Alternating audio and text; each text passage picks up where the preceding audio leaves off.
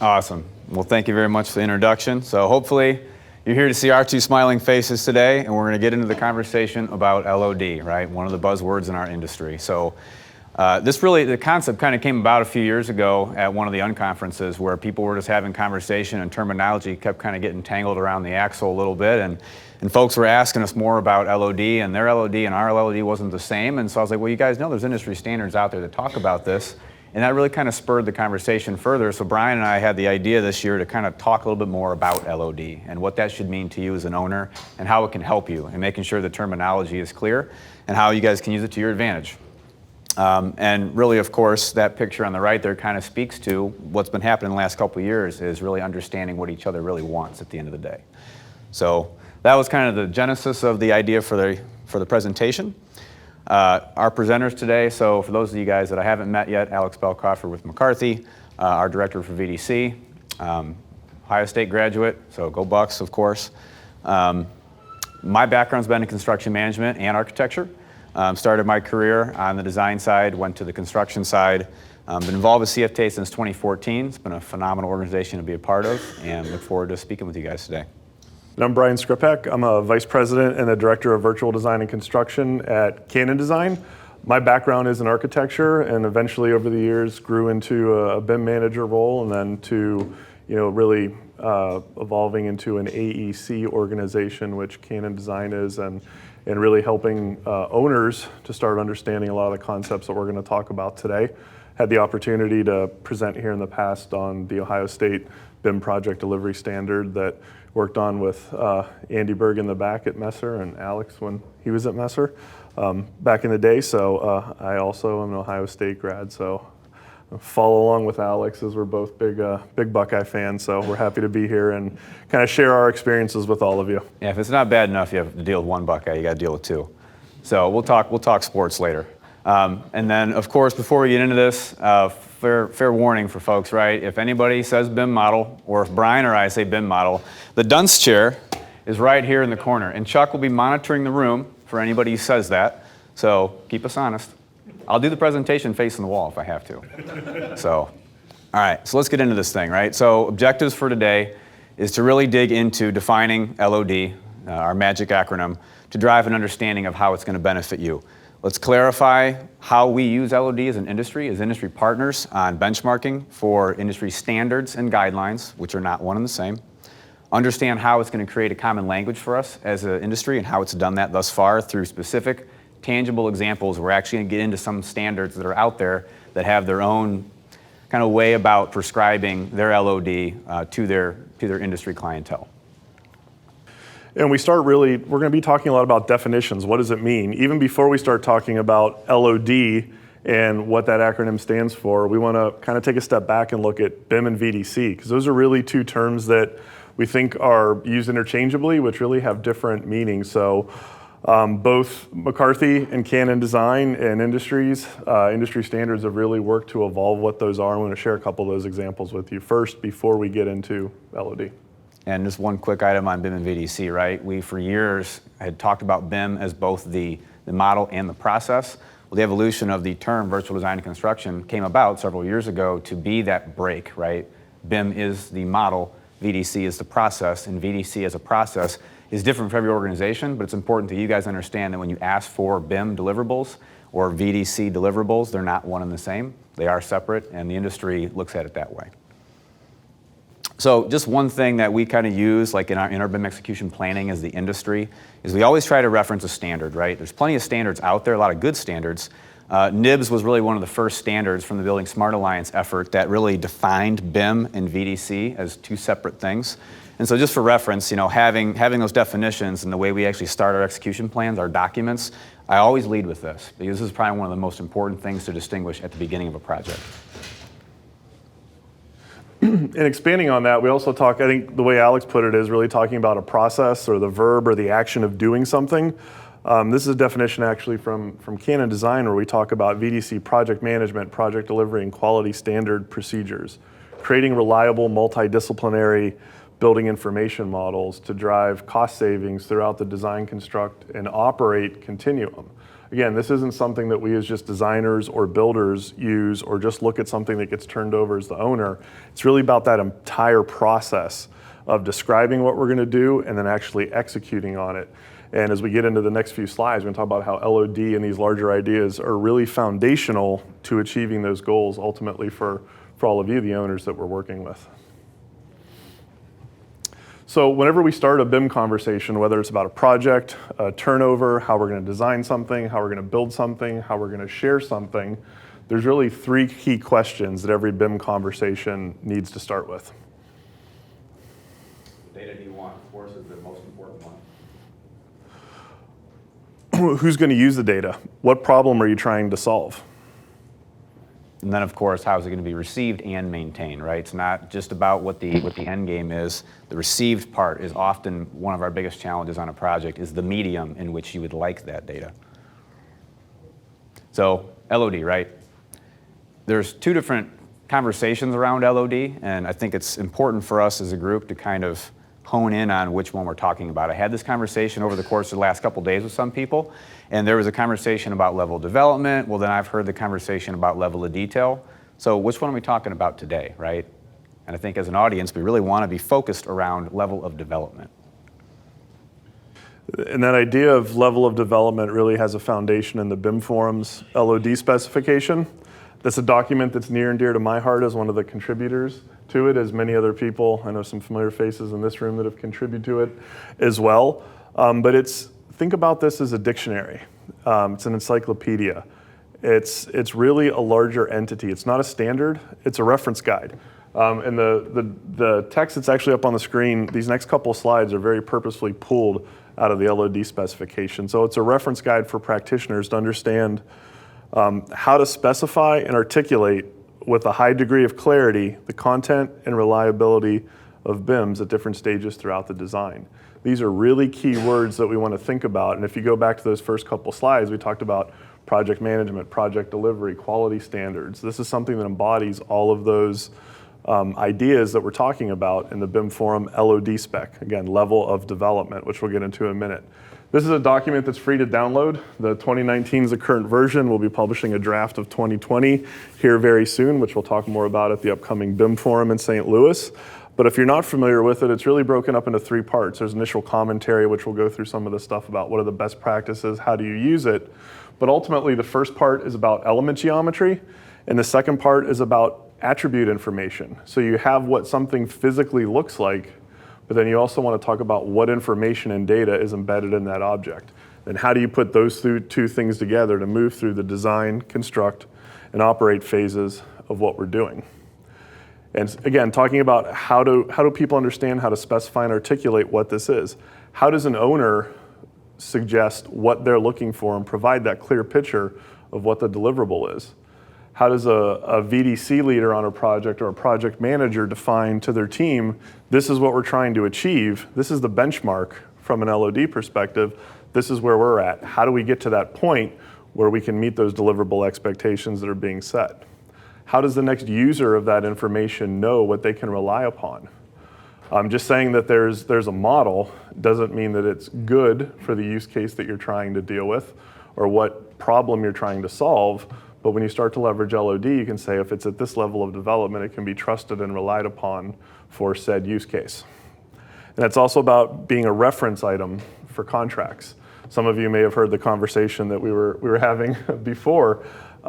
This is important, defining deliverables. Saying something is one thing. Having it in your contracts, setting that as a benchmark is something tangible that people need to achieve to. And having a larger project delivery standard is much more part of the conversation that we need to understand.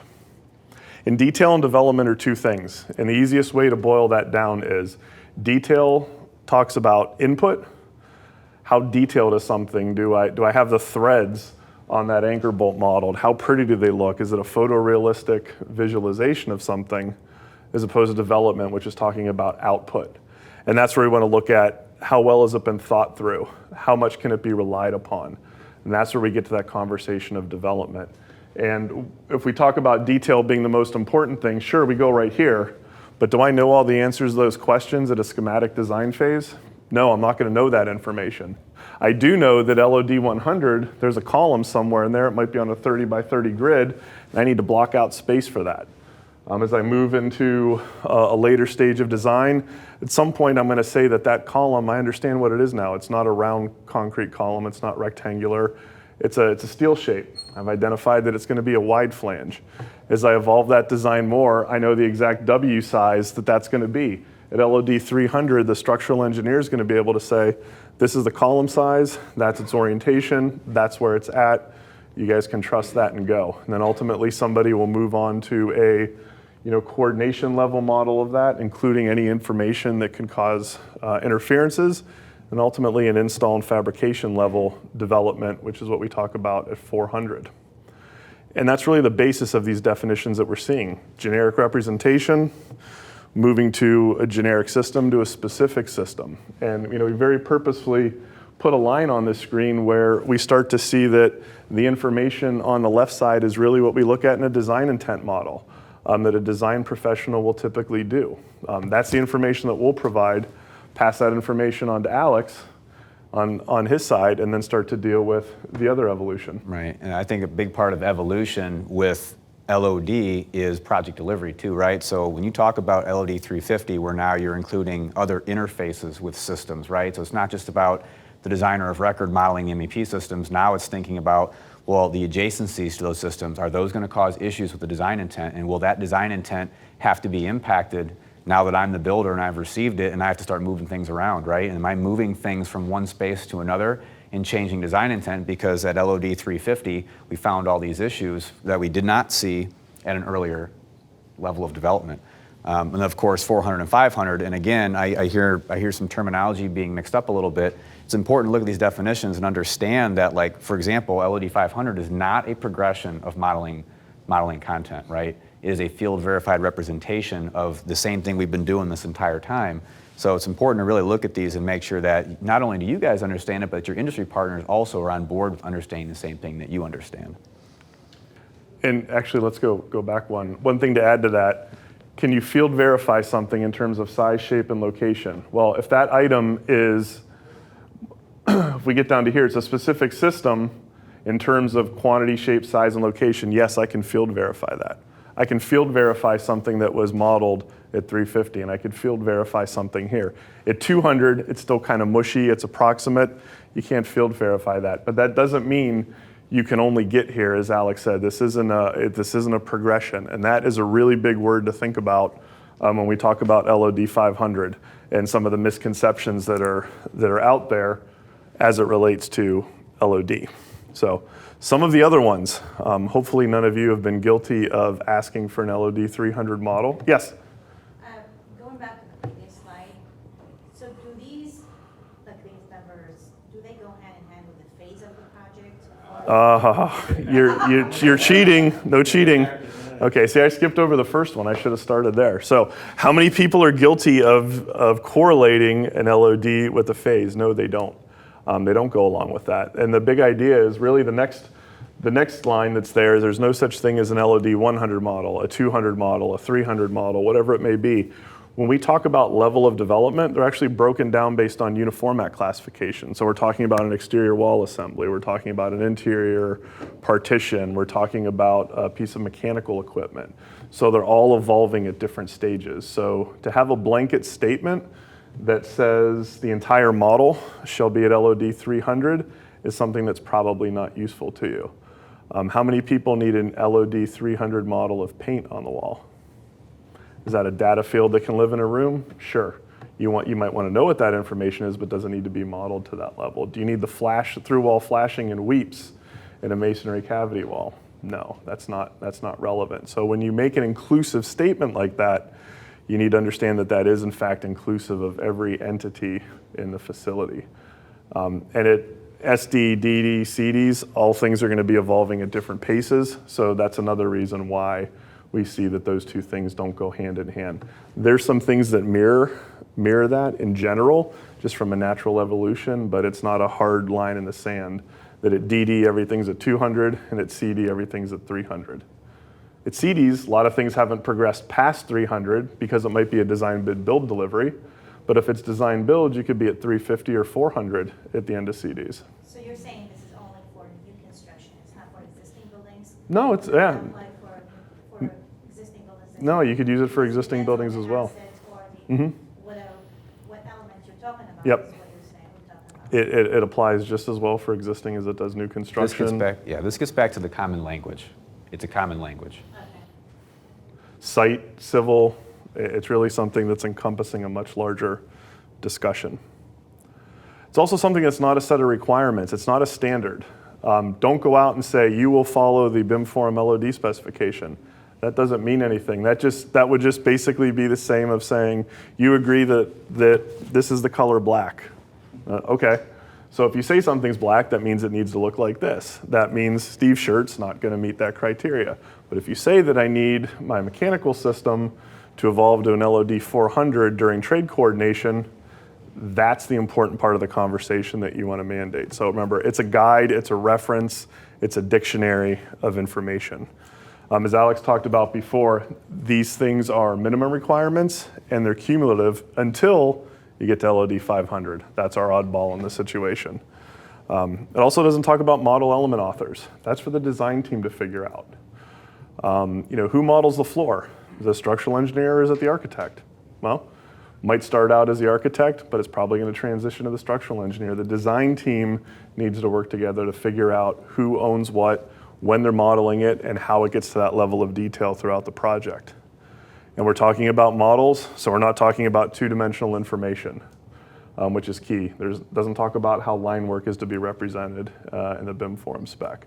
But it also leaves things to be dictated at a project-specific level, like clearances, thresholds, and overall sizes of, what size conduit do we model down to, what size piping, is it a bundle? Those are all project-specific criteria. So remember, reference, not a standard, is really the big thing out of that conversation. So why is it important to you guys as an owner, right? And as Brian was kind of talking about, in this common language, right? Standards and common language for both graphical and non-graphical information is what your industry partners are going to need from you, right? And so it's important to you to establish it so that we can understand your value and why you would want that. You mentioned like renovation or existing buildings, right? If I understand as your industry partner why certain things are important to you, both graphically and or non-graphically, then I can understand why you want it and how to produce it for you, right? But I need to know your end game. I need to know why for that particular project it's important. And then of course it's going to drive the contract requirement and deliverables then, right? So if you put that into our front end and you say that you want these things, for example, if thou shalt use BIM, right, parametric modeling, it's going to help me drive those deliverables based on what you want, right? And if your LOD is different for different aspects of the building, I'm going to put more effort into those things because you've told me that, right? Rather than trying to give you an LOD 300 model that, I'm assuming things because you've given me a blanket statement, whereas if you give me an LOD matrix, I have a very targeted understanding of what you want. And so, of course, thinking long range for life cycle maintenance and building management, you're giving me these requirements. They're written down very specifically. I can understand the end game and get you those things in advance. And I'll know exactly what that effort will take because I can see it written down and I'm tied to it, right? But of course, I'm going to ask for it early, right? And we always talk about, being involved early in a project and trying to get involved as early as possible. It's to have this conversation. It's to have the common language conversation so that when you go to the marketplace and you're looking to hire our firms, we know the common language, we get it from the beginning, so we don't have to ask a lot of questions during the RFQ or the RFP stage or during the interview or post-award. We have those conversations early. And then of course you prevent Grumpy Cat from the give me BIM. And the reason why I put that on there is we do still see a lot of RFQs and RFPs that do just state, thou shalt give us BIM, but not having a very clear understanding of that, of course, it creates a wide variety of responses that you guys get from the industry. So then how does this help the industry, right? So if LOD is important to you as an owner and you understand that getting it into the contracts and having this mapped out early will help us, it helps us specifically on that deliverable side, right? That geometric, non-geometric delivery. Those 3 questions we don't have to always ask once we're awarded and we have that kickoff conversation. We're still going to have those conversations, but having those conversations ready to go on your guys' end prepares you to then go into that meeting with us. So we win a project, we're coming on board, we have that project kickoff meeting. It's not like we're starting from scratch with those 3 key questions, right? You guys already know your value proposition. You're coming to the table prepared to tell us, here's why it's important to my university.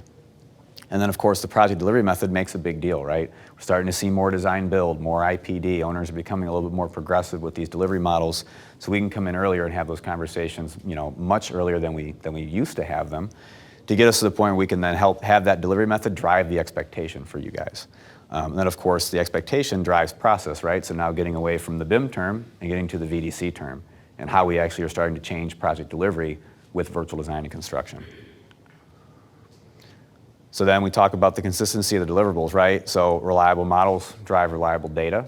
And again, graphical and non-graphical information doesn't all have to be modeled, right? So our model might be producing things for you guys, and some of it may be visual and some of it may be non-visual, but it's still valuable because you've told us what you want. And then, of course, scalability. A lot of people talk about large projects, small projects. Well, I got a renovation I just did, and it's only 500, or 500 square feet, 1,000 square feet, whatever it might be, or it's a small wing of my building. Let's make it scalable, right? So your project management team at your university should be able to customize your BIM execution for these little projects so you can still get data that you want. It doesn't have to be the same as your dormitory project or your lab. It can still work for you, but let's make it scalable. And then just starting to build that database, right? A lot of universities are making these big initiatives to, BIM the entire campus. But find small requirements to start building your database so you at least start to have something. Get out of the CAD environment and get into the BIM world, the FIM world, and then having an internal strategy change with your leadership at least gets us to the point where your database is starting to be built. So again, it's not a matter of conquering the entire thing at the beginning. And then start to have that clear roadmap. And we'll show some examples here about roadmaps with some of these the tangible examples. But it has to be in the contract. And we had this conversation with a few people yesterday about how do we really start to do these things, and how does the industry really have a clear understanding? It's got to be in the contract. And whether it's AIA, whether it's consensus docs, Brian's going to talk about that in a second. And as Alex said, that's a big challenge. I'm sure many of you in the room are public agencies, so it's not as simple as just slipping in the AIA digital practice docs or the AGC consensus doc 301 BIM addendum or the DBIA BIM documents that are there. These are all really great references though, but you have to have some sort of baseline for it. I think that's one of the big challenges that we see in the industry is going to navigate that contract resolution, knowing that there's a discussion about BIM, being open-ended as we often see, like Alex talked about. How do we get specific about what you as owners are expecting and how we as the design and construction professionals are able to work through and deliver that for you? And that's really an important benchmark to be able to get that there. So that's going to be a big ship to turn in public agencies. We know that's difficult, but definitely, take note of these documents and go out and see what they have to offer. There's a lot of really good information in there that will help you guide the conversations that we're talking about now. So leading into that, we want to give you 4 quick examples of how different agencies, both public and private, are really actually leveraging LOD and talking about that and using that to be part of their delivery plan. And they'll really kind of build upon one another. And you'll see that progression as we walk through these 4 different groups. So just to start, right, so from a government agency perspective, right, so the U.S. Army Corps of Engineers, they have a very specific document they call their M3, which is their minimum modeling matrix, right? And while they still talk about LOD, and they've pretty much copied and pasted the BIM Forum definitions, they do something a little bit unique in terms of grading their model content. And they talk about this A, B, C, and plus, minus, and star rating. And what's interesting about their approach to this, and again, they're using LOD to work for them, they're just choosing to do a little bit something different with their nomenclature here, is they have grades for 2D plus facility data only, right? It doesn't have to be 3D. So they've taken the approach of, look, we understand we don't need it all graphical, but the data is important to us. And so we're going to tell our design and construction community exactly what grade that we want right here. And then, of course, on the VA side, they're a little bit more robust in terms of just the depth of their LOD matrix. But what I like about what the VA has done, at least on this government agency side of things, they've created kind of like an information data map, a hierarchy on where data comes from, how it flows, and of course, they have like a geospatial example here of how things are connected. They've almost kind of made like a technology web of where the data stream is going, and it's the value proposition for them. It's why it's important to them. And then they go, of course, a little bit further, and they start referencing things like OmniClass and they start breaking things down by building into attributes and metrics, and it really gives the community an understanding of why it's important to them. Then going back to the reference of the Ohio State University, this is their LOD matrix. One of the things that is unique about this is you'll notice they're not telling you how to do your project. They're giving the opportunity to fill that information out to the design team, but what they are telling you is what they're expecting at the end of the design process and what they're expecting in the turnover phase, as well as the geometric benchmarks. And then over here, we're starting to see requirements that fill in with data. What asset management information do they want embedded into those objects when they get turned over so they can feed their CMMS application and their FM system? So public agency, I said again, they're not telling you how to do it, they're telling you what they want at the end and being very descriptive about that. On the flip side, another client that we're currently working with, hence the very similar LOD matrix that you're seeing, is Kaiser Permanente, private agency, large healthcare owner. We're actually working with them to modularize a project delivery strategy with a group of design partners. And rather than just looking at what's being done at the end, we're actually defining the process all the way through. What needs to be developed at those key milestones throughout the project delivery process, so our teams can start to realize this overall 30% reduction in project delivery timeframe through a modular prefabricated approach. So being able to plan that entire strategy out from the concept of the project to its execution, and knowing that as we get to LOD 300 and we can model something as it will be built, and making sure that it gets installed that way and have that extra level of tolerance and coordination, that's what's going to allow us to achieve this overall project schedule reduction that they're seeking for their facilities. So some of the recommendations for all of you: engage your industry partners. You all have trusted advisors in the design and construction committee or community. Make sure that you're reaching out to them. Map these LOD definitions to what's important to your organization. Again, that LOD specification is not a standard. Use it and apply it to what you need to do on a day-to-day basis. Make it customized to yourself.